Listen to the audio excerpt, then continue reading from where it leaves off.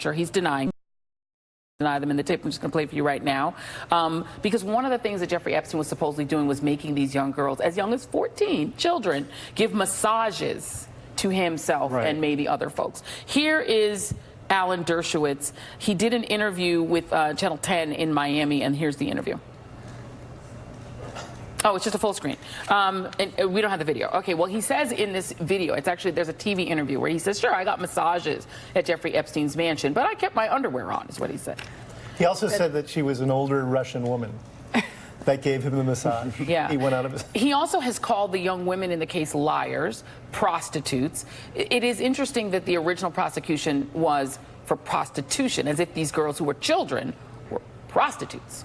Well, they were certainly sex trafficking children by the allegations, which is a form of prostitution. It's just forced prostitution. Right. In this case, it's forced by definition because of their age. You cannot consent to sexual relationships. This is not a financial transaction. This is a manipulation and a trafficking.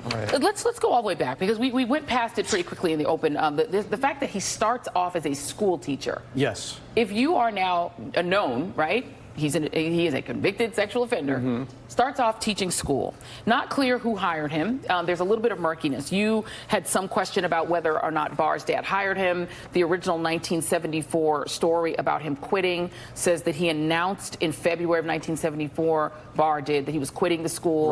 But he said the quitting was going to take place in June, that he was actually going to leave in June. Then in September, this guy gets hired. So it's not clear when he was hired or who hired him. However, apparently there was some question about his actions at the school. Yes.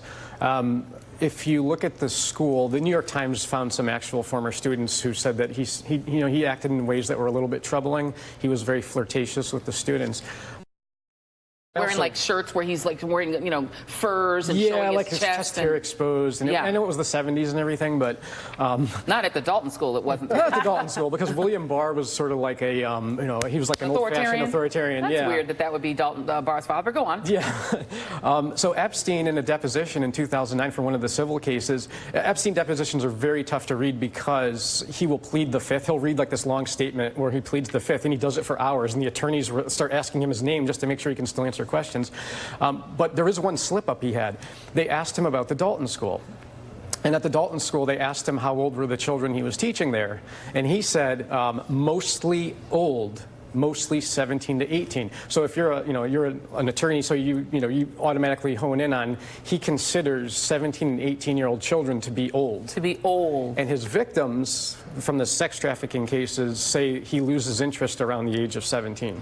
Let's talk very quickly before we go to break about Donald Trump. Donald Trump now claims he wasn't a fan of his. Did he know him? How well? They first got to know each other in 1987. They were in regular contact for at least 15 years. When I worked on my book about Trump, Trump regularly talked to me about Jeff Epstein. He described him as someone he sort of admired. He felt they had lifestyles that were in sync. But let's road test this. What's happening now with this investigation in the Southern District is they're going to get access to Jeffrey Epstein's videos. The other thing is there's an outstanding claim, a Jane Doe claim, that was filed right before the election by a woman in her 30s who said in the 90s, when she was 13, Donald Trump raped her in Jeffrey Epstein's townhouse in the Upper East Side. The veracity of that claim can be tested now by the Southern District. They're investigating what occurred in Jeffrey Epstein's townhouse. They should interview every woman who came in and out of that townhouse, including the woman that made this claim against the president right before the election. She withdrew her claim because she got death threats. Oh, I know something. The White House that her claims were baseless, but they left it. Well, not the White House, the Trump campaign. And they left it at that. But that's something that can be tested now. It can now be tested very quickly. Okay, there's something very interesting.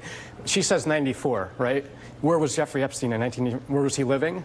He was leasing a building from the State Department, which means he would have committed the crime on federal property.